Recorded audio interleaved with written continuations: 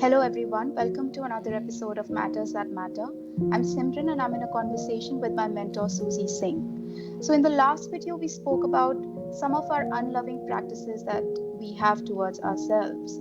But, Susie, you also referred to another pivotal aspect when it comes to self love. What is that? So I'd like to share a story. Several years ago, I was called in to work with a brain stroke patient. I have the ability to scan and connect with their mind fields and to be able to read off their minds.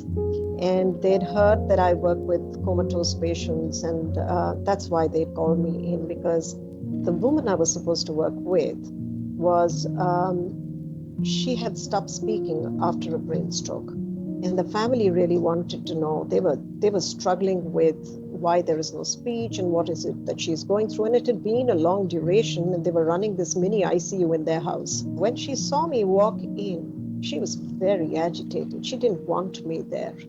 She'd probably overheard some of the conversations of the family, and there was a lot of internal resistance.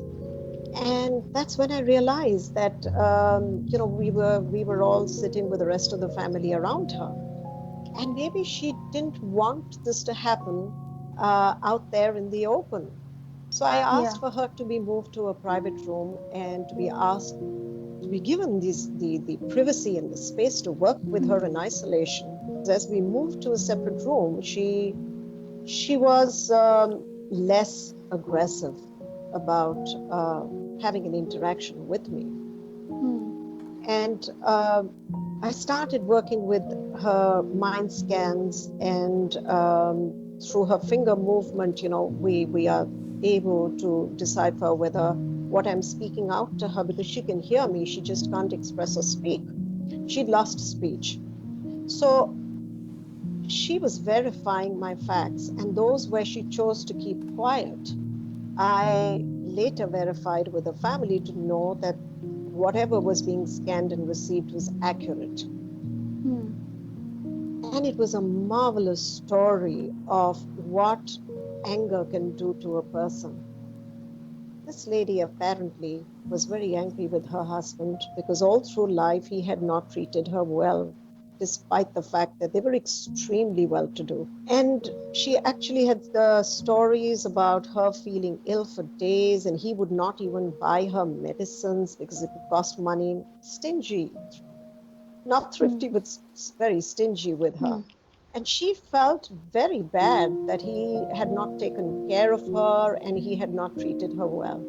And she said, I am going to live on in this sick body, and I'm going to drain every penny that he has in medical treatment to make good for all that he didn't do for me. And I literally had tears in my eyes because I said, you are in agonizing pain. You're rotting in that body, but you won't let go because you're angry. And she said, yes, I have to teach him a lesson. Now that is the one important learning, that sometimes we can hurt ourselves because we are so angry with others that our need for revenge becomes way larger than our own suffering. We're willing to punish our body. We're willing to put our body through so much torment. We're willing to hold on to that anger, but we are not willing to let go. So if we are wanting to engage with this difficult practice of self-love, I think it is important for us to examine and make a list of who are the people that I find hard to forgive in my life? Who are the people that I'm really angry with? Yeah. Who are the people that somewhere deep inside me, there is a dark aspect of me that is seeking or wanting revenge? And maybe it's just a thought that something bad should happen to them, or that good things should not happen to them. It could be just that. But every such thought is a burden on the soul. Every such thought prevents me from feeling at peace with myself and decreases my capacity to love my own self.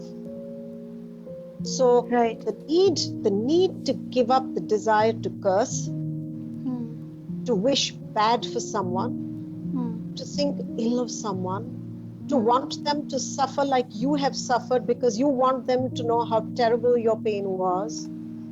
All of these things, these vengeful desires, Right. must be let go of if we Hmm. truly want to engage in the process of loving ourselves. Right. Susie, can we also have anger at ourselves, and can we also engage in practices to punish our own selves, or is that same as self blame? That is, comes under unloving practices. I have to stop. I Hmm. wouldn't come this far. First, I Hmm. need to forgive myself. And that is also very, very hard. It depends. Different people, some people find it easier to be angry with others.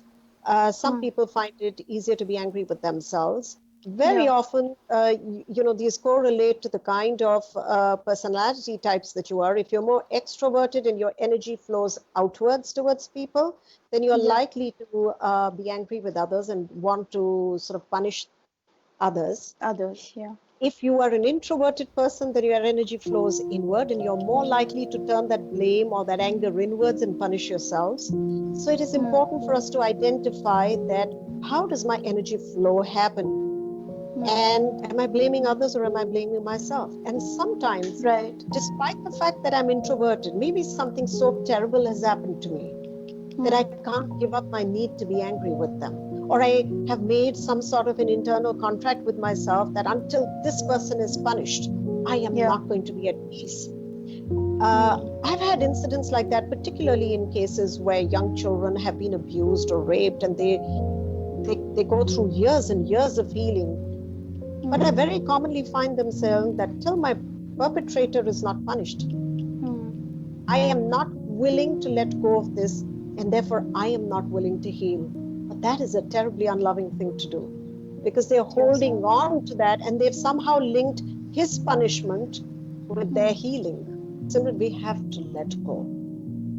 We Yeah. have to let go. And we do have another video on the channel on letting go. So I would urge those of you who are watching this and who are having trouble with letting go to also watch that video. And before we close this video, I'd just like to let you all know that we have still some very important things to practice in the art of self love. And we will come to you with those in our next video.